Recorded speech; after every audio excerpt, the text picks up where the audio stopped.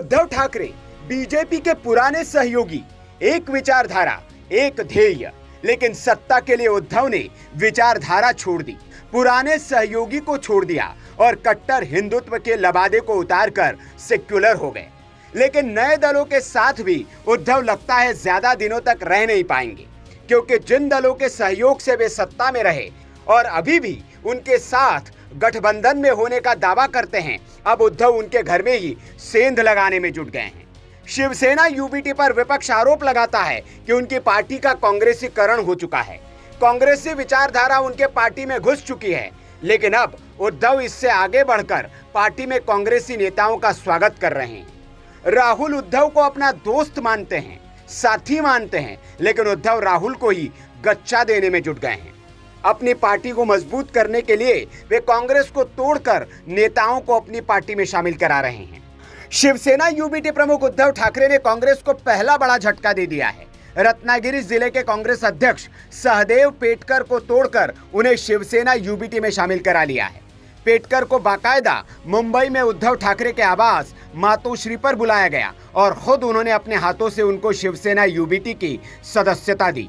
इसके बाद उद्धव ठाकरे ने कहा, सहदेव पेटकर मूल रूप से शिव सैनिक रहे हैं, कुछ स्थानीय मतभेद के चलते वो कांग्रेस में चले गए थे। दरअसल कोंकण कभी शिवसेना का गढ़ था, आज भी है, लेकिन असली शिवसेना और नकली शिवसेना की लड़ाई में शिंदे की शिवसेना उद्धव पर भारी पड़ रही है।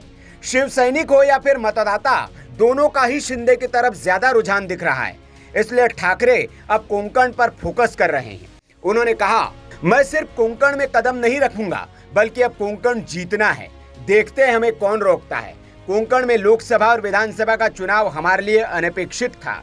अब उस जीत की मनोरंजक कहानियां भी सुनाई गई लोगों को।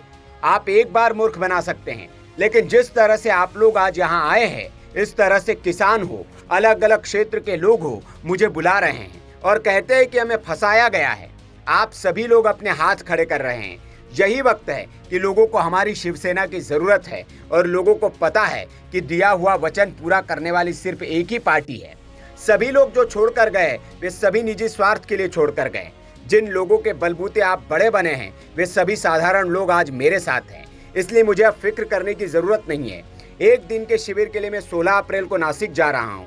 कोंकण के पदाधिकारी से मेरा कहना है, जल्द ही मैं कोंकण का दौरा करूंगा, लोगों से मिलूंगा। लेकिन फिलहाल गर्मी की छुट्टियों में लोगों को जरा एंजॉय करने दीजिए। हर वक्त सिर्फ किरकिर करते रहना ही जरूरी नहीं होता। कोंकण के लोग मुंबई आएंगे, मुंबई के लोग गांव जाएंगे। आखिर लोगों की जिंदगी में भी एक सुख समाधान के दिन होने चाहिए। लेकिन एक बार जब छुट्टियां खत्म हो जाएंगी, तब मैं कोंकण से लेकर आप लोग जहां बुलाएंगे वहां पर महाराष्ट्र का दौरा करूंगा। जाहिर है उद्धव अब अपनी खोई हुई जमीन वापस पाना चाहते हैं। इसके लिए उनको चाहे कांग्रेस को ही क्यों न तोड़ना पड़े, क्योंकि सत्ताधारी शिवसेना, बीजेपी और एनसीपी के नेता तो पार्टी छोड़ने से रहे। इसलिए लगता है अब उद्धव अपने ही सहयोगियों के घर में सेंध लगाकर अपना घर मजबूत करने की रणनीति पर चल पड़े हैं। Bureau report, VK news. VK news, राष्ट्र के नाम।